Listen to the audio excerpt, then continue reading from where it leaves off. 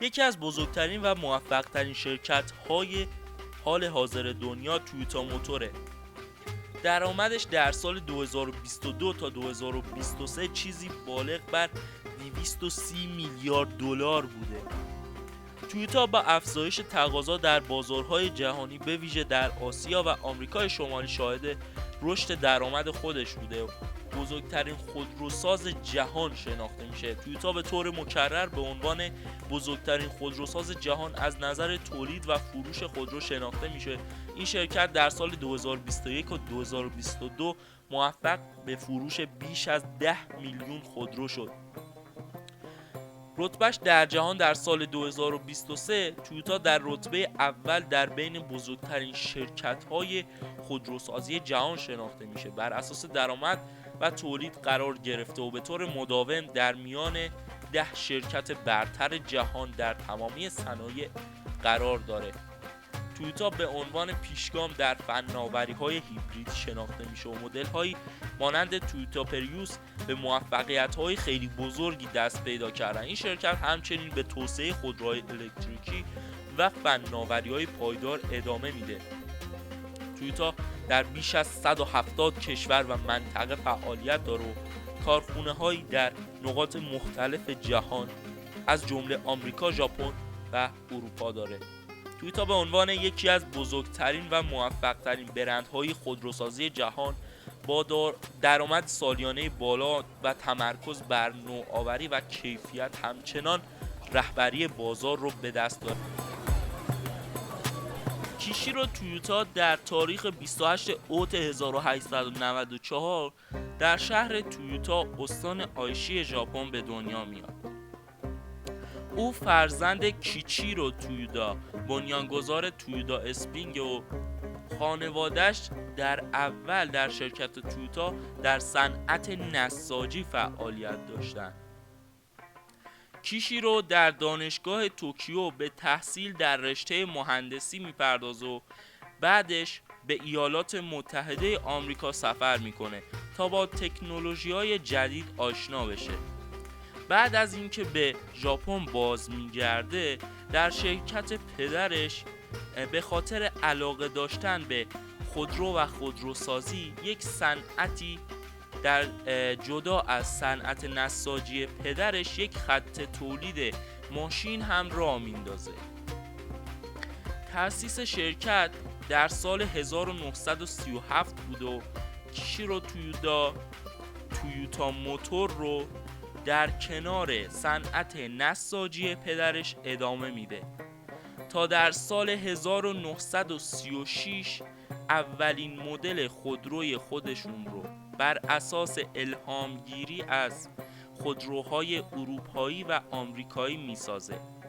اولین مدل با نام AA عرضه میشه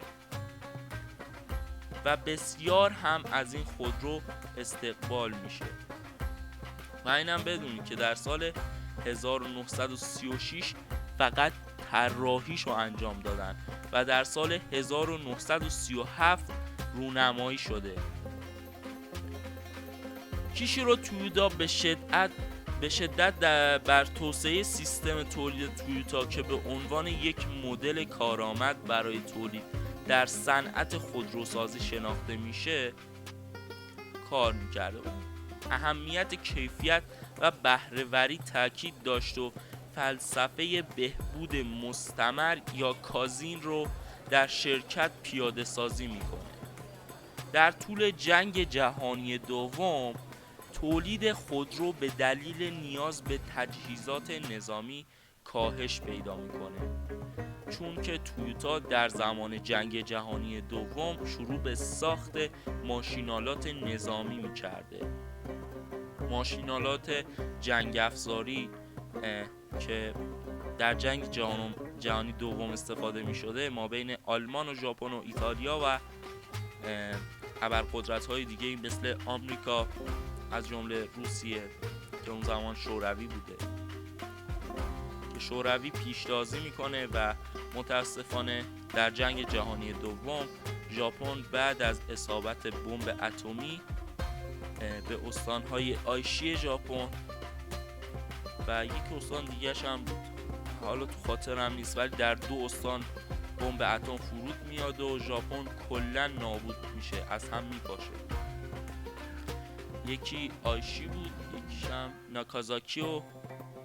ناکازاکی بود و آیشی فکر کنم. در دهه‌های بعدی تویوتا به یکی از بزرگترین تولید کنندگان خودرو در جهان تبدیل میشه و مدل هایی مثل تویوتا کرولا و تویوتا کمری به محبوبیت جهانی میرسه که در سالهای فکر کنم 50 تا 60 در ایران تویوتا کمری خیلی زیاد بود. کیشیرو تویوتا در تاریخ 27 مارس 1952 از دنیا میره و به عنوان یکی از پیشگامان صنعت خودروسازی و نوآوری‌های تولید شناخته میشه. فلسفه‌های او همچنان در صنعت خودرو و سایر صنایع به کار گرفته میشه و کیشیرو تویوتا نه تنها تأثیر عمیقی بر صنعت خودروسازی گذاشت، بلکه به عنوان یک الگوی مدیریتی و نوآوری در جهان شناخته میشه. لکسوس در سال 1989 تأسیس شد و اصلاً چرا این ابرشرکت لوکس تأسیس شد توسط تویوتا؟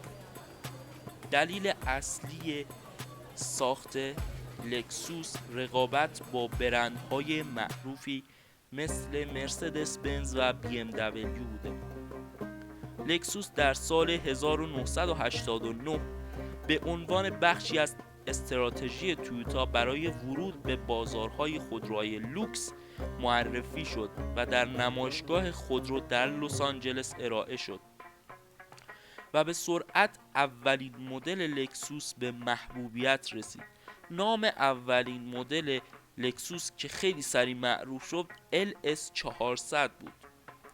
لکسوس بر کیفیت و ساخت و توجه به جزئیات خیلی تاکید داشته و فلسفه کایزن که در خود شرکت تویوتا هم بوده، یعنی بهبود مستمر ماشین‌های لوکس خودشون، در لکسوس نیز به کار گرفته میشه.